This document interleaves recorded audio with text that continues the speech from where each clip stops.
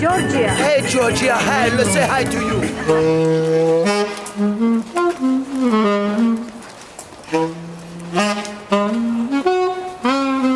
ათასწლეულის განვითარების მიზნები, პროგრესი და გამოწვევები ქალთა უფლებრივი მდგომარეობის კუთხით. მომზადება 2015 წელს დაგეგმილ ქალთა მსოფლიო კონფერენციისათვის. გაეროს ქალთა სტატუსის 58 კომისიაზე, რომელშიც არასამთავრობოს გარდა სხვადასხვა ქვეყნის ხელისუფლების წარმომადგენლებიც ესწრებიან, ეს და სხვა საკითხები იყო განხილული. That we can say that 58th session of CSW, which is Commission for Status of Women, was very successful. As it has focused on review of Millennium Development Goals, and especially how Millennium Development Goals, especially Goal 3, contributed to women's empowerment and gender equality. Also, there has been some progress in this area. Commission actually summarized the result as insufficient, and was able to identify some critical areas where issues related to women's empowerment and gender equality has to improve, such as violence against women, which is pandemic. It's something which is happening in each country in the world. Another area of concern is access to productive sources for women all around the world. When I'm talking about productive sources, I would start with education, but we are also talking about assets, access to land and other productive assets. And there are also some persisting structural inconsistencies and inequalities, like a gender pay gap, for example, or a wide area of women's unpaid care work. So all these areas have to be covered and dealt with in a more systematic way, with more resources and with more political will and attention. And these are actually the conclusions of the 58th session of the Commission of the Status of Women. So I think we have a new plan and new strategy, and of course a lot of work to do. სესიის გახსნის პატივი წელს საქართველოს ერგო მისალმების შემდეგ გაეროსთან საქართველოს მუდმივი წარმომადგენლობის მრჩეველმა ნელი შიოლაშვილმა სიტყვა აზია-პაციფიკის ქვეყნების წარმომადგენელს გადასცა. გაეროს ქალთა სტატუსის კომისია წარმოადგენს ეკოსოკის გაეროს ეკონომიკური და სოციალური საბჭოს ფუნქციურ კომისიას, ერთ-ერთ კომისიას, რომელიც გაეროს ფარგლებში არის პასუხისმგებელი გენდერული თანასწორობის უზრუნველყოფაზე, განმტკიცებაზე.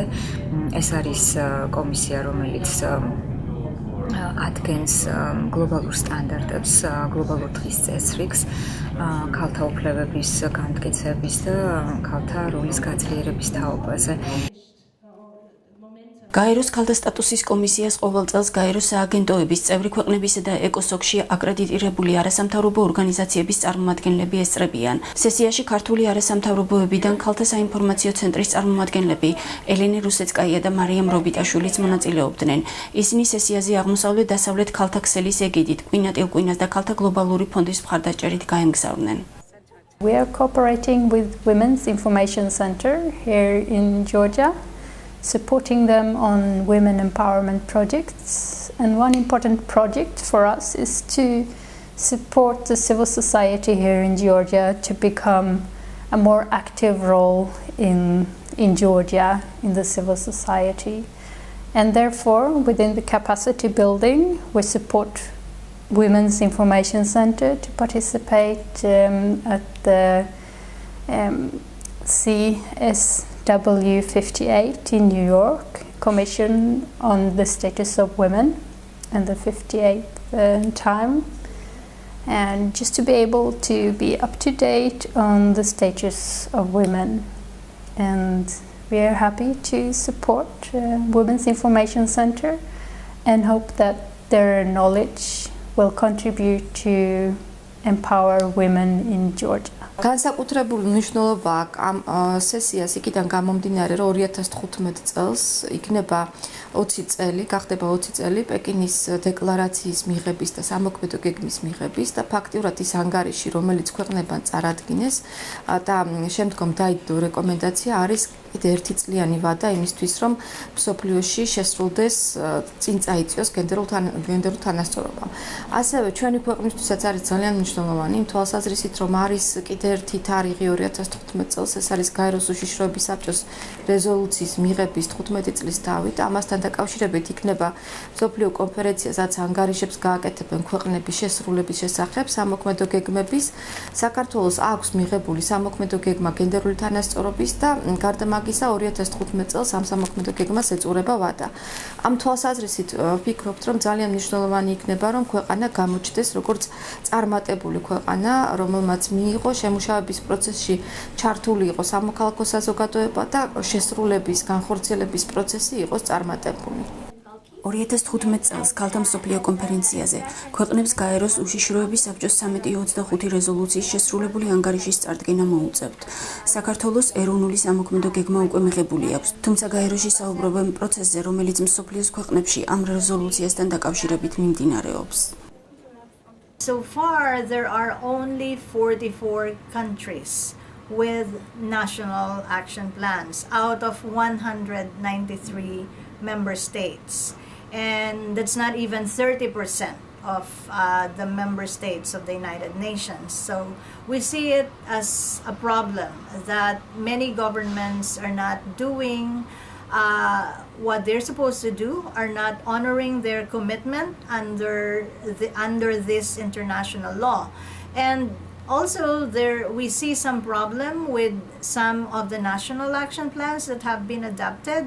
A number of them have remained on paper, meaning they were developed and adopted but are not really effectively implemented. So GNWP is monitoring the implementation of Resolution 1325, 1820 and the supporting resolutions in the individual countries. And every year we come up with a monitoring report to demand governments and the UN to honor their obligations under these international laws. რაც შეეხება თავად რეზოლუციას 1325-ს, საიდანაც საფუძველი ჩაეყარა ამ პროცესს 2000 წელს და გაისა შარშან ჩვენ მივიღეთ რეზოლუცია 21-22, განახლებული რეზოლუცია იგივე საკითხზე. საქართველოს არის ერთ-ერთი იმ 42 ქვეყანათაგან, ვისაც აქვს ეროვნული სამოქმედო გეგმა. ანუ ჯერ კიდევ ერთ მესამედსაც არ აქვს გაეროს ქვეყნებისა და ჩვენ უკვე მათ რიცხვში ვართ, ვინც საკმაოდ წინ არის წასული ამ თვალსაზრისით. სესიაზე ქართული არასამთავრობო სექტორიდან 4 ორგანიზაცია, ქალთა საინფორმაციო ცენტრი, ქალთა პოლიტიკური რესურს ცენტრი, რეალური ხალხი, რეალური ხედვა და ქალთა ცენტრი იყო წარმოდგენილი. საქართველოს დელეგაცია იყო ერთ-ერთი ძალიან პროგრესული რეგიონში, თავისი პროგრესული მიდგომებით, განსაკუთრებით ჩვენ სფეროში, რომელიც არის სექსუალური და რეპროდუქციული ჯანმრთელობა და უფლებები. რაც შეეხება არასამთავრობო სექტორს, აღნიშნავდი წელს განსაკუთრებით ძალიან დიდ სათემო ჩართულობას. ძალიან ბევრი მონაწილე იყო უშუალოდ ის ქალის, ქალბატონი, ვისაც გარკვეული პრობლემები პირადად ეხება და ძალიან შეთამაშებულად მუშაობს. გარდა 1325 რეზოლუციისა სესიის ფარგლებში განხილული იყო ისეთი საკითხები, როგორიცაა ბავშვთა უფლებების დაცვა, ოჯახში ძალადობის პრევენცია, ქალთა რეპროდუქციული უფლებები, არასამთავრობო ორგანიზაციების საქმიანობა და სხვა. ძალიან მნიშვნელოვანი იყო ის საკითხი, რაც ეხება თვითონ რეპროდუქციული ჯანმრთელობის უფლებების საკითხს, სამწუხაროდ რაც მენიშნა ამ სესიის შემდეგ ის რომ ძალიან ბევრი მთავრობა არ იყო დადებითად განწყობილი გარკვეული პრობლემების უფლებრივ საკითხში განხილვაზე. თუნდაც რომ ავიღოთ მაგალითად რეპროდუქციული ჯანმრთელობის სერვისები, როდესაც საკითხი იყო სერვისებზე ხელმისაწვდომობაზე ნაკლები დებატები იყო. როდესაც იყო აი ეს საკითხი განხილული უფლებების შრილში, ეს არის ქალის ფუნდამენტალური უფლება, ჰქონდეს ხელმისაწვდომი. სქესობრივი და რეპროდუქციული ჯანმრთელობის სერვისები აქ ძალიან დიდი ოპოზიცია იყო. როგორც რეგიონში, ისე მსოფლიო მასშტაბით და ვიმედოვნებთ, რომ სამომავლოდ განსაკუთრებით ეს ჩვენი კოორდინაციის შედეგად, როგორც ეროვნული, ისე საერთაშორისო დონეზე უფრო გავაძლიერებთ ზეწოლას. ძირითადი შეხვედრის გარდა სესიის ფარგლებში არაერთი გვერდითი ღონისძიება გაიმართა, მათ შორის შეხვედრა კოლექტიური ქმედებებისა და ტექნოლოგიების როლზეც. დღესდღეობით მთელ მსოფლიოში 200 მილიონით ნაკლებ ხალხს აქვს ხელმისაწვდომობა ტექნოლოგიებსებით რომ მამაკაც და ვფიქრობ რომ უნდა გამახვილდეს მსგავს ტექნოლოგიებზე ყურადღება და იყოს უფრო გამოყენებული ჩვენს ყოველდღიურ მუშაობაში. რაც შეეხება ქალთა საინფორმაციო ცენტრს, ჩვენ გვაქვს პორტალი, რომელსაც აქტიურად ვიყენებთ, ასევე Facebook გვერდი, თუმცა გვინდა რომ უფრო გავააქტიუროთ ამ მიმართულებით მუშაობა და მეტად გამოვიყენოთ მსგავსი რესურსები და ასევე გამოვიყენოთ უფრო მეტი ახალგაზრდები ჩავრთოთ ასეთ ღონისძიებებში. So welcome everybody to the session on tools for change collective action of women's rights activists in the Europe and Central Asia. ღონისძიებაზე, რომელიც ქალთა გლობალური ფონდის მიერ იყო ორგანიზებული, სიტყვით ელენე რუსეცკაია, ქალთა საინფორმაციო ცენტრის დირექტორი და აღმოსავლეთ-დასავლეთ ქალთა ქსელის წარმომადგენელიც გამოვიდა. We choose this ministry because the head of ministers is worked earlier in non-government organization and he was more gender sensitive. And we start the lobbying gender advisors position in this ministry and we achieved success. He appointed gender advisors and after this we start the process of lobbying create of advisors position on the local level in government. ქალთა გლობალურმა ფონდმა თავის გრანტის მიღებებთან ერთად დღეს ჩავატარეთ სესია კოლექტიურ მოქმედებაზე და ქალთა მოძრაობებზე პოსტსაბჭოთა ქვეყნებში. ამ სესიის მიზანი იყო იმ პრობლემებზე გამახვილება ყურადღების, რაც ამ ბოლო დროს გამოჩნდა რეგიონში და რაც უფრო მეტ პრობლემას უქმნის ქალებს და ქალთა უფლებების დამცველებს.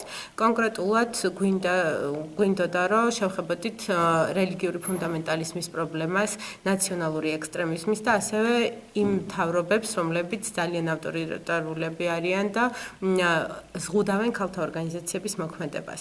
ყავდნენ აქტივისტები ყირგიზეთიდან, ჩეჩნეთიდან, სომხეთიდან და საქართველოდან. შეხვედრის შემდეგ ქალთა გლობალური ფონდის წარმომადგენელმა საქართველოში გენდერული კუთხით არსებულ მდგომარეობასა და აქ მუშაობით მიღებულ შედეგებზე ისაუბრა. We are very proud of grantees that we have in Georgia that we funded in the past and going to continue to fund in the future. The issue with the Georgian circumstances when it comes to women's rights is this backlash and increased difficulty that women's rights organizations have in terms of asserting their agenda. The second issue is also about the coordination of the activities across various factors when it comes to specific issues. We are happy to see that there is a lot of networking going on.